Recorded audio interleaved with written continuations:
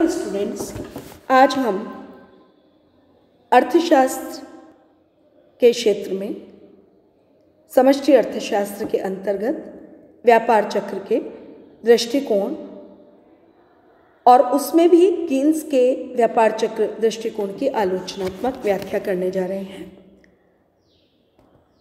अर्थशास्त्रियों ने पिछली लगभग 2 शताब्दियों में व्यापार चक्र के संबंध में विभिन्न दृष्टिकोण प्रस्तुत किए हैं। सैमुएल्सन व नॉर्डहाउस ने अपनी प्रसिद्ध पुस्तक इकोनॉमिक्स संस्करण 2001 पृष्ठ 481 पर प्रमुख सिद्धांतों का संकेत दिया है। उनके अनुसार मौद्रिक सिद्धांतों के प्रतिपादन में आधुनिक अर्थशास्त्री मिल्टन फ्रीडमैन का नाम लिया जाता है, लेकिन पहले आर जे हॉटरे और एफ ए हायक ने भी व्यापार चक्रों की व्याख्या मौद्रिक तत्वों के रूप में की थी। पॉल ए सैमुएल्सन व जे.आर. हिक्स ने गुणकत्वरक अंतरक्रिया के माध्यम से व्यापार चक्रों का विश्लेषण किया था। आर लुकास, आर बोरो और टी सार्जेंट ने संतुलन व्यापार चक्र के सिद्धांतों का प्रतिपादन किया है। इनके अनुसार लोग कीमतों व मजदूरी की गतिशीलता के संबंध में गलत धारणा के आधार पर अधिक या कम श्रम की पूर्ति कर बैठते हैं, जिससे उत्पत्ति और रोजगार में उतार चढ़ाव उत्पन्न हो जाते हैं। वास्तविक व्यापार चक्रों के समर्थक यह मानते हैं कि एक क्षेत्र के नव प्रवर्तनों अथवा उत्पादकता के तीव्र परिवर्तनों का अर्थव्यवस्था के दूसरे क्षेत्र व शेष अर्थव्यवस्था पर प्रभाव पड़ता है, जिससे तेजी और मंदी की दशाएं उत्पन्न हो जाती हैं। इस विषय में हालांकि 20वीं शताब्दी के प्रारंभ में जे शुम्पीटर ने चर्चा की थी तथा हाल के वर्षों में ई प्रेस्कोट, पी लॉन्ग तथा सी प्लॉसर ने वास्तविक व्यापार चक्रों के लिए समग्र पूर्ति के परिवर्तनों को जिम्मेदार माना है। इस दृष्टिकोण के अनुसार 1990 के दशक में रूस में केंद्रीय नियोजन से बाजार की ओर जाने के कारण उत्पादन की गिरावट को स्पष्ट करना संभव हो सका था। उस समय सोवियत संघ में काफ़ी विघटन और भ्रम की दशा उत्पन्न हो गई थी। आर जे गॉर्डन ने भी समग्र पूर्ति के तीव्र परिवर्तनों का व्यापार चक्रों के लिए जिम्मेदार माना है। उनके अनुसार 1970 के दशक में तेल की कीमतों में तेज गति से वृद्धि होने के कारण समग्र पूर्ति घट गई और मुद्रास्फीति में वृद्धि हो गई तथा उत्पत्ति व रोजगार कम हो गए। कुछ अर्थशास्त्रियों का विचार है कि अमेरिकी अर्थव्यवस्था 1994 से 99 में नीची मुद्रास्फीति व तीव्र विकास की दशा के लिए अनुकूल पूर्ति परिवर्तन ही जिम्मेदार माने जा सकते हैं। इस अवधि में तेल व वस्तुओं के दाम गिरने से लागतें धीमी गति से बढ़ी, आयात मूल्य घटे तथा उत्पादकता में तेज रफ्तार से वृद्धि हुई, जिसके फलस्वरूप अर्थव्यवस्था में विकास की गति तेज हो सकी।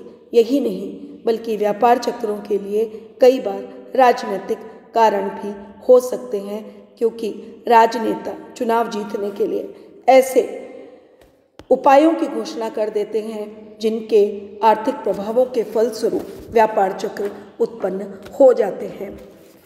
इस प्रकार व्यापार चक्रों के संबंध में कई सिद्धांत और कई दृष्टिकोण प्रस्तुत किए गए हैं।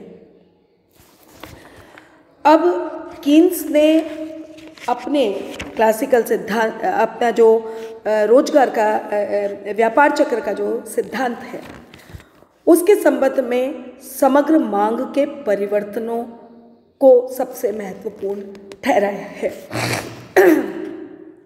समग्र मांग पर उनके अनुसार निवेश का प्रभाव विशेष रूप से पड़ता है।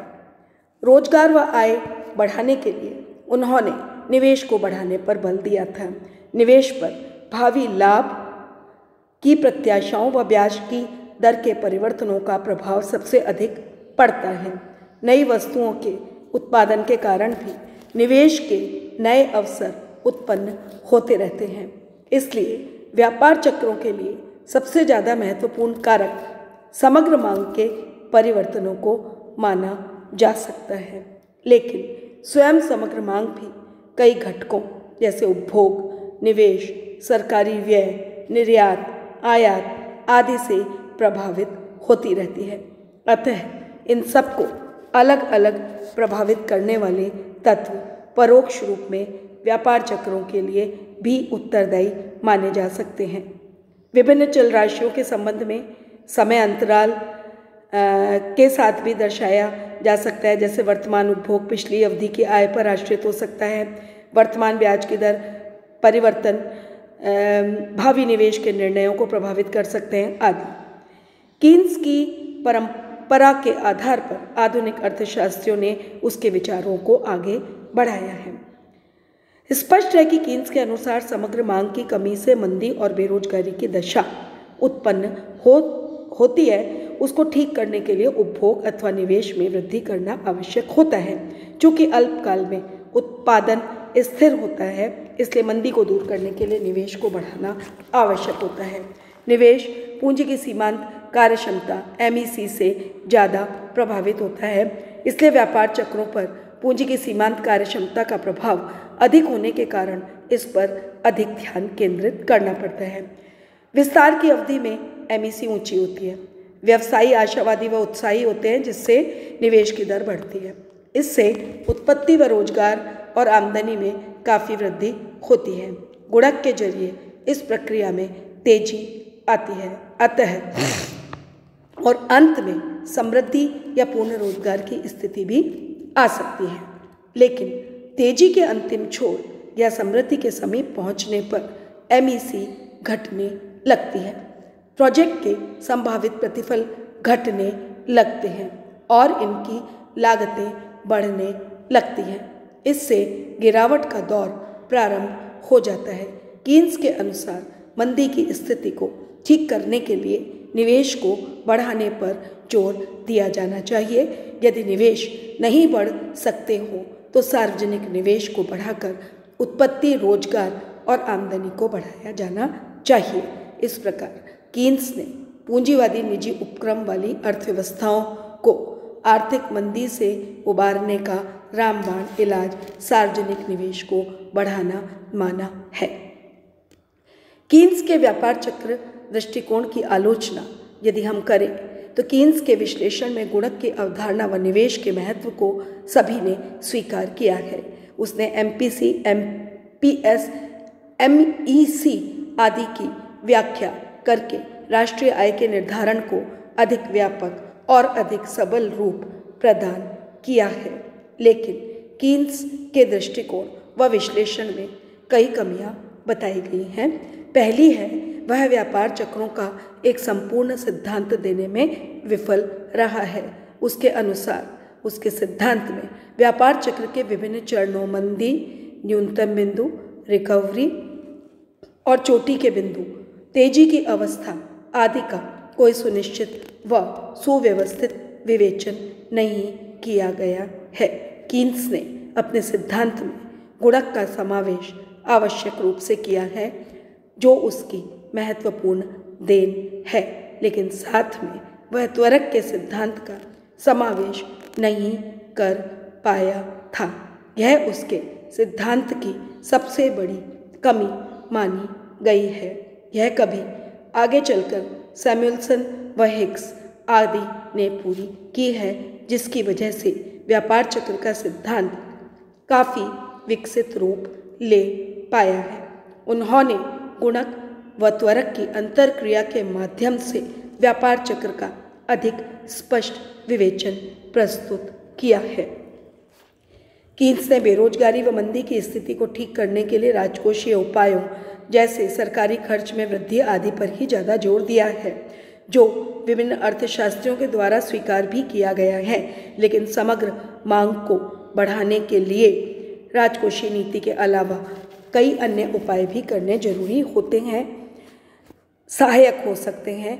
जैसे सस्ती मौद्रिक और साख नीति के माध्यम से उपभोग व निवेश में वृद्धि करना, शुद्ध निर्यातों में वृद्धि करना, स्टॉक या शेयर बाजार में वृद्धि से लोगों के धन में वृद्धि का होना तथा फलस्वरूप उपभोग का बढ़ना तथा साथ में निवेश का बढ़ना टेक्नोलॉजी की प्रगति से निवेश के नए अवसरों का खुलना, इंटरनेट आदि का प्रादुर्भाव व विकास होना, विभिन्न देशों से मुक्त व्यापार समझौते होना, उपभोक्ता वर्ग का विश्वास बढ़ना और टिकाऊ उपभोक्ता माल पर लोगों के द्वारा व्यय बढ़ाया जाना। इस प्रकार कीन्स ने समग्र मांग पर जो बल दिया था उसे कालांतर में काफ़ी व्यापक रूप प्राप्त होता जा रहा है, जिससे कीन्स का दृष्टिकोण मूलतः काफ़ी सशक्त और काफ़ी सही प्रमाणित हुआ है। Thank you very much.